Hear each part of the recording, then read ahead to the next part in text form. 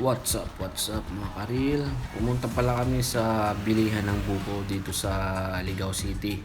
Bali pag pumunta pala kayo ng Ginubatan, madadaanan nyo tong bukuhan dito sa may along the highway lang. Kaka-deliver lang yan guys. Fresh from the tree.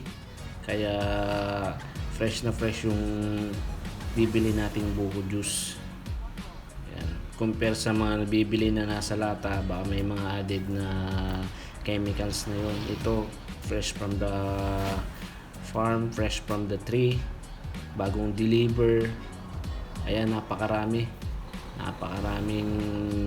buko or coconut.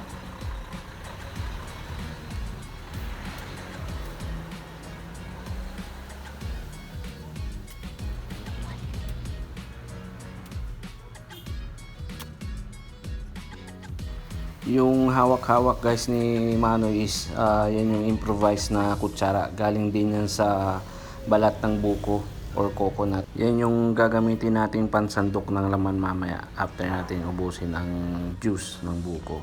Kasama ko nga pala guys, pumunta sa bukuan si brother. Ayan guys, yung buko juice.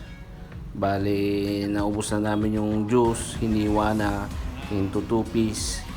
Ayan, tatanggalin namin yung laman gamit yung improvised na kutsara guys, para walang hugasan, hindi na kailangan ng mga spoon.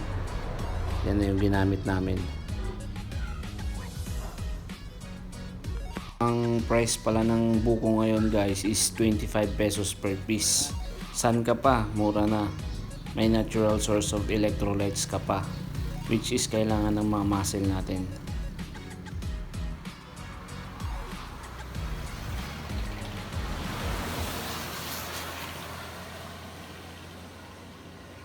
Improvise spoon.